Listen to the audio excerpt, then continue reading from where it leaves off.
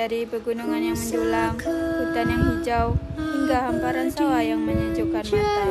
Setiap sudut negeri ini menyimpan pesona yang menjadi kebanggaan bagi seluruh rakyat.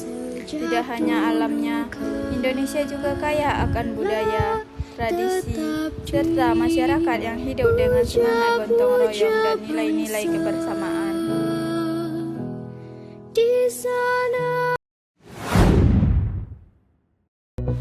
Namun, di balik keindahan yang begitu mengagumkan, terdapat kenyataan yang menyakitkan. Di tengah harapan masyarakat akan kehidupan yang lebih baik, masih ada oknum pejabat dan petinggi negara yang menyalahgunakan jabatan dan kepercayaan melalui tindakan korupsi. Korupsi bukan hanya persoalan hilangnya uang negara, tetapi juga hilangnya kesempatan masyarakat untuk memperoleh pendidikan yang layak, pelayanan kesehatan yang berkualitas, serta pembangunan yang merata. Tindakan tersebut mencederai harapan rakyat dan menghambat potensi besar yang dimiliki Indonesia.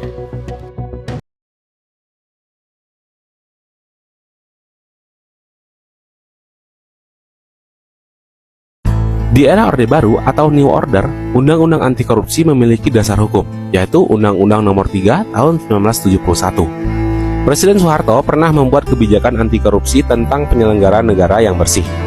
Tetapi, karena kuatnya pengaruh KKN, korupsi, kolusi, dan nepotisme, serta tak adanya restu politik, program ini kurang efektif membasmi koruptor. Apalagi dari mereka yang berada di posisi yang strategis. Korupsi dimulai dari penguasaan tentara atas bisnis-bisnis yang strategis. Hal inilah yang membuat pemberantasan korupsi justru menjadi tumpul. Pada masa Orde Lama, semua pajak yang disematkan dalam setiap perdagangan, baik ekspor maupun impor, disesuaikan dengan nilai barang yang dikirim. Besaran nilai ditentukan oleh pemerintah daerah setempat. Namun, usai tragedi Gerakan 30 SPKI dan Orde Baru berkuasa, kebijakan berubah. Kebijakan ekspor tidak lagi dipegang daerah, melainkan pemerintah pusat. Kondisi ini menyebabkan perpindahan besar-besaran kantor pusat yang bermula berada di daerah ke Jakarta, yang membuat industri Indonesia tersentralisasi. Dalam kebijakan awal, perizinan ekspor impor barang harus dilakukan di Jakarta.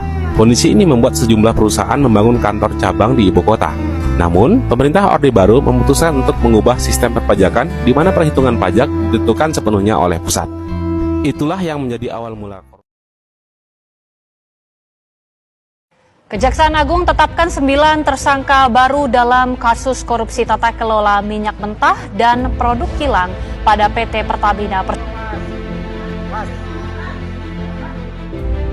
Kejaksaan Agung terus mendalami kasus korupsi tata kelola minyak mentah dan produk kilang pada PT Pertamina Persero. Penyidik Kejagung telah memeriksa dan melakukan pemanggilan terhadap 273 saksi. Kejagung menetapkan 9 orang sebagai tersangka, 6 diantaranya adalah pejabat Pertamina. Ada satu jaringan yang terkena kanker gitu ya, yang sudah menyebar luas, maka tidak ada pilihan lain selain mengangkatnya dan memisahkannya dari tubuh kita, supaya tubuh yang lain ini tidak semakin terdampak gitu. Dan dalam posisi negara kita saat ini, saya memandang bahwa bangsa kita ini sedang mengalami sakit yang sama. Ada satu jaringan di situ penuh dengan Kejaksaan Agung menetapkan suami dari aktris Sandra Dewi, Harvey Muiz, sebagai tersangka kasus dugaan tindak pidana korupsi. Kejagung menetapkan Harvey Muiz sebagai tersangka kasus tipikor dalam tata niaga komoditas timah, wilayah izin usaha pertambangan PT Timah tahun 2015 sampai 2022. Harvey diduga terlibat melakukan perjanjian kerjasama fiktif dan melakukan tindak pidana pencucian uang yang dilakukan secara bersama-sama sebagaimana dalam dakwaan ke-1 primer dan dakwaan ke-2 primer. 2. Menjatuhkan pidana kepada terdakwa dengan pidana penjara selama 6 tahun dan 6 bulan dan denda sebesar 1 miliar rupiah dengan ketentuan apabila denda tersebut tidak dibayar akan diganti dengan pidana kurungan selama berapa tadi, Pak? 2 tahun. Bukan ini. Ya, 6 ya. Selama 6 bulan. Menghukum terdakwa untuk membayar uang pengganti kerugian keuangan negara sebesar 210 miliar rupiah dengan ketentuan jika terpidana tidak membayar uang pengganti selama paling lama 1 tahun setelah putusan pengadilan memperoleh kekuatan hukum tetap, maka harta bendanya dapat disita oleh jaksa dan dilelang untuk menutupi uang pengganti tersebut, dan apabila terpidana tidak mempunyai harta benda yang mencukupi untuk membayar uang pengganti tersebut, maka diganti dengan pidana penjara selama 2 tahun. menetapkan masa penahanan yang telah jalani terdakwa dikurangkan seluruhnya dari pidana yang dijatuhkan, memerintahkan terdakwa tetap berada dalam tahanan ya. Kemudian mengenai barang bukti ya, kita konform, kita sama dengan penuntut umum ya semuanya. Kemudian membebankan kepada terdakwa untuk membayar biaya perkara sebesar Rp7.500. Ya, itu untuk terdakwa Harvey Muiz, silakan duduk.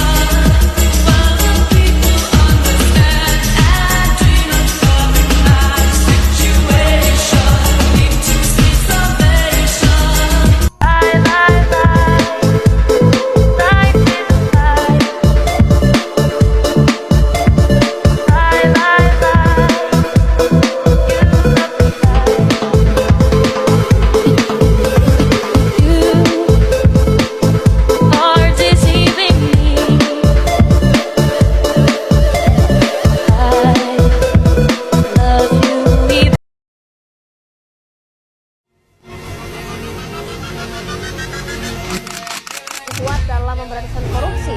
Subianto begitu keras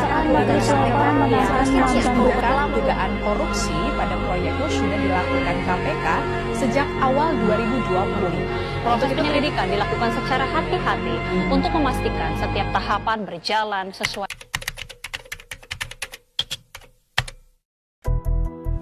Berikut upaya atau strategi mengurangi korupsi di Indonesia. Yang pertama, komitmen.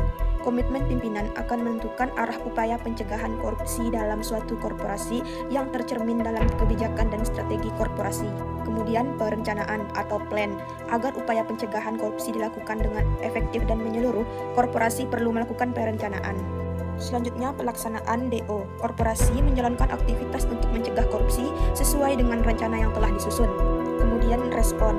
Tahapan respon melalui aksi kolektif dan lapor diharapkan dapat mendukung penegakan hukum di Indonesia sehingga dapat menciptakan iklim usaha yang kondusif. Selanjutnya, perbaikan action. Jika tahapan sebelumnya dilaksanakan dengan baik, siklus perencanaan, pelaksanaan, evaluasi dapat diulang. Akan tetapi, jika terdapat ketidaksesuaian, penyimpangan perlu dilakukan perbaikan atau penyesuaian. Terakhir, evaluasi. Cek, evaluasi dilakukan untuk memastikan bahwa upaya yang dilakukan sesuai dengan sasaran dan tujuan yang telah ditetapkan. Hasil tesnya bagus ya? Lihat segalanya lebih dekat dan ku bisa menilai lebih bijaksana. Anak-anak SMP 1 Negeri Juwana yang luar biasa. Semua itu tidak akan terwujud kalau ibu guru tidak mengajarkan sesuatu hal yang baik. Ya, selamat ya, sukses ya, sukses ya, sukses.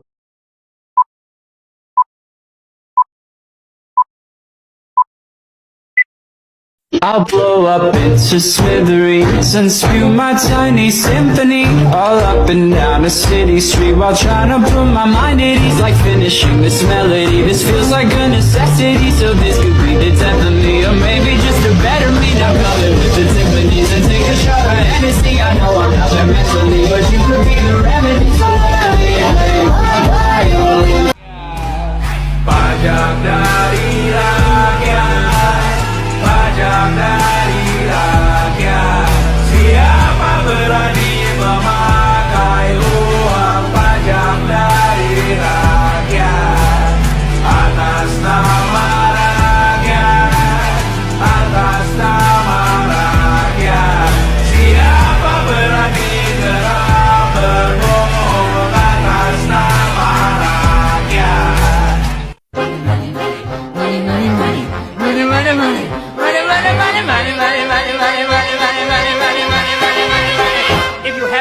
coal in the stove and you're freezing the wind and you curse to the wind and the rain when you haven't any shoes on your feet and you're coasting us. Apakah teman-teman tahu, korupsi dan gratifikasi adalah permasalahan serius yang dapat merusak bangsa ini. Membuat pelayanan publik menjadi kacau. Akses pendidikan yang tidak merata, merusak iklim investasi dan menyebabkan ekonomi biaya tinggi.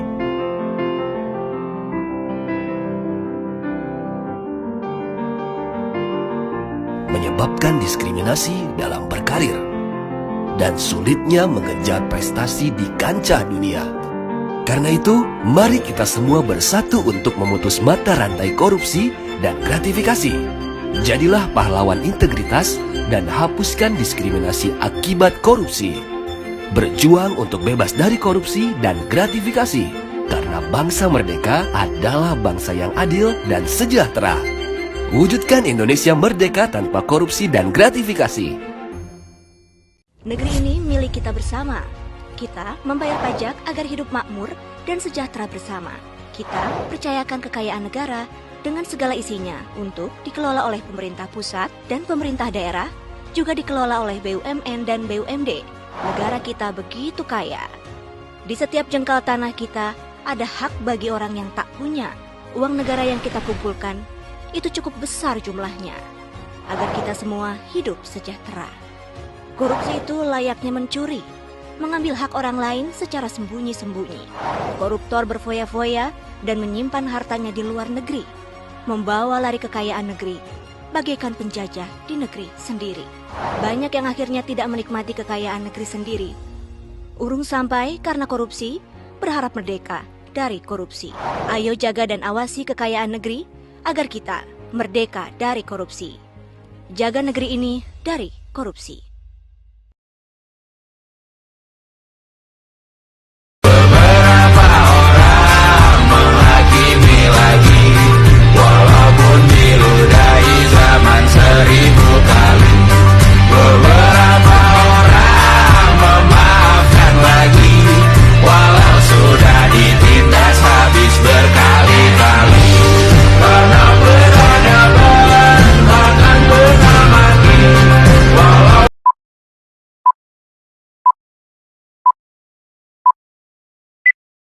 Kami sebagai mahasiswa menolak tegas adanya praktik korupsi. Mari kita lestarikan budaya anti korupsi. Ayo bersama kita lestarikan budaya anti korupsi, amanah dan berintegritas. Ayo.